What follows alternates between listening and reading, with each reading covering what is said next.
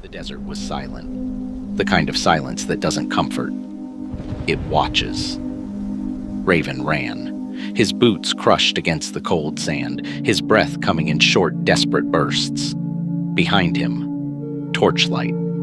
A dozen of them, maybe more, cutting through the dark like hungry eyes. He didn't look back. Looking back was how men died. He pressed his hand against his coat, felt it there, still there. A small thing, a seal carved from black stone, barely the size of a fist. But the moment his fingers wrapped around it, it glowed, a cold, electric blue, silent as a secret. He shoved it back inside. Not yet, he muttered through clenched teeth. Not yet. 3 days ago, his dying master had pressed that seal into his palm with trembling hands. His last words had been soft, barely a breath. Give this to no one, Raven. No one. This is the most powerful thing in the world, and the most dangerous. By nightfall of that same day, the governor's soldiers had come knocking, then breaking, then hunting. The governor, Lord Dragon, a man who collected power the way others collected debts. He had built his empire on fear, his throne on silence, and his future on one thing he didn't yet have. The seal. They said whoever held the seal could open any door, break any chain, and unlock any secret buried in stone. It wasn't just a relic, it was a key. And Lord Dragon needed that key to complete something he had been building for 20 years. Something darker than any of them knew. Raven had no intention of letting that happen. He pushed forward as the sand turned to stone beneath his feet. The terrain shifted, narrow, jagged, twisting into a labyrinth of rock and shadow. The horses would slow here. He knew this land better than they did. Just a little further, the torches fell behind. Then, a village. He expected noise, fires, dogs barking, the ordinary sounds of human life filtering through the dark. There was nothing. Every door was shut. Every window dark. The whole village had gone to ground like animals sensing a storm. Raven slowed, scanning the narrow alleyways. Empty. Another. Empty. But then, at the edge of his vision, behind the crack of a closed door, a boot. Someone had pulled it back fast. Someone was hiding, and they were afraid. The whole village knew the soldiers were coming. His chest tightened. He was out of time. At the far edge of the village, alone and half swallowed by darkness, stood the manor. An old estate. Its iron gate rusted, its walls cracked with age, its windows like hollow eyes staring into nothing. He ran to it, hit the gate hard. It didn't move. He hit it again. It shuddered, groaned, but held. Behind him, the torches reappeared at the edge of the village. They had found him. Raven reached inside his coat and pulled out the seal. It flared to life instantly. Blue, then white, then a blinding pulse that cut through the dark like lightning through still water.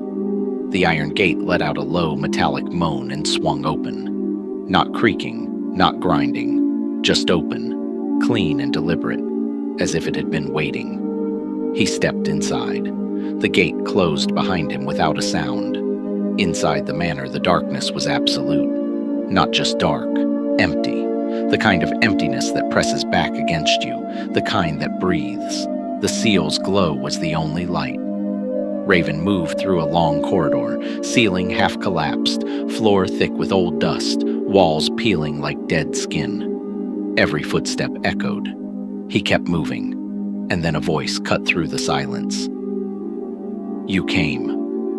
Raven spun around, the seal raised in his fist, its light throwing sharp shadows across the walls. A man sat against the far wall. Old, white-haired, eyes that caught the light wrong. Too bright, too calm, like someone who had stopped being afraid of anything a long time ago. His clothes were worn but not dirty. He sat with the ease of a man who had been waiting for something he knew would eventually arrive. Who are you? Raven's voice was hard. I built this manor, the old man said simply. And I made that seal. The silence that followed was its own kind of violence. You made it, Raven repeated slowly. The seal chooses its carrier, Solomon said, rising to his feet without effort. It only glows for the one who holds it for the right reasons. It has never glowed for Lord Dragan. His men have held it twice, seized from others before you.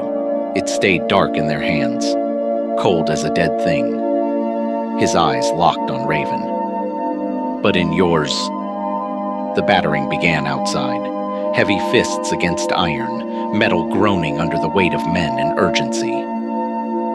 Lord Dragan, Raven started. Lord Dragan holds a false claim, Solomon cut in, voice still quiet, still steady.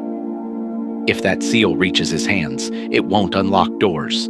It will lock them. Every door, every freedom, everything. He paused. You know this already. Raven did know. He just hadn't wanted to say it out loud because saying it meant accepting what came next. The battering outside grew louder. The iron gate was bending. There are two ways out of this manor, Solomon said, gesturing toward the far wall where a map had been carved into the stone. Ancient lines, rough but clear. Two paths, one going up and out, straight to the courtyard, one going down, deep under the earth. The path above leads to the courtyard. 10 soldiers are already circling it. They will take the seal and leave nothing else behind. He looked at Raven. The path below leads somewhere they don't know about, but what waits at the bottom, you'll have to face it yourself. What's down there? Raven's jaw was tight. Solomon said nothing. What is down there? Raven pressed again, harder, but Solomon was gone. No sound, no movement, no shadow, just gone. Raven stood alone in the dark with two choices and no time. The seal pulsed in his grip, faster now, urgent, like a heartbeat pushed to the edge of breaking. Outside, the iron gate finally gave. A crash of metal, then boots on stone, then voices barking orders. The east wing. Check the east wing. He's inside. Find him.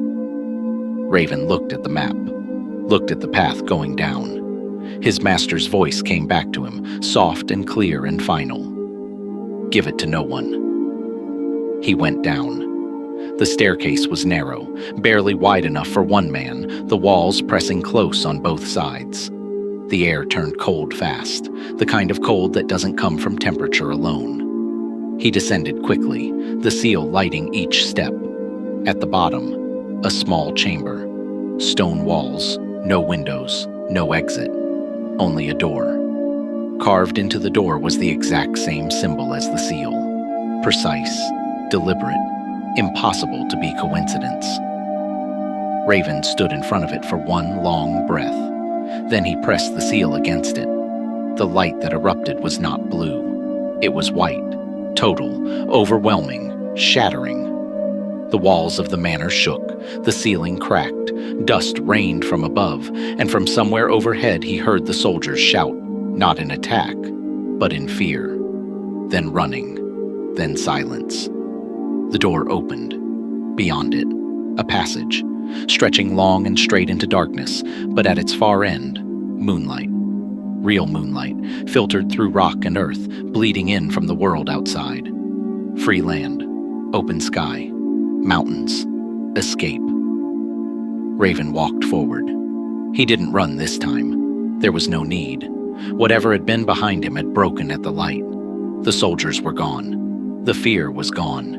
Even the weight in his chest, the weight he had carried for 3 days without knowing it, had finally lifted. He stopped once, halfway through the passage, and opened his hand. The seal was dark, not broken, not dead, just quiet. Its work done, its purpose met, its light held in reserve for whenever it was needed again. He closed his fingers around it gently and kept walking, out into the night, into the cold, open air, into whatever came next. Behind him, the manor stood silent and still, keeping its secrets, as it always had. The seal was safe, and so was the man who carried it.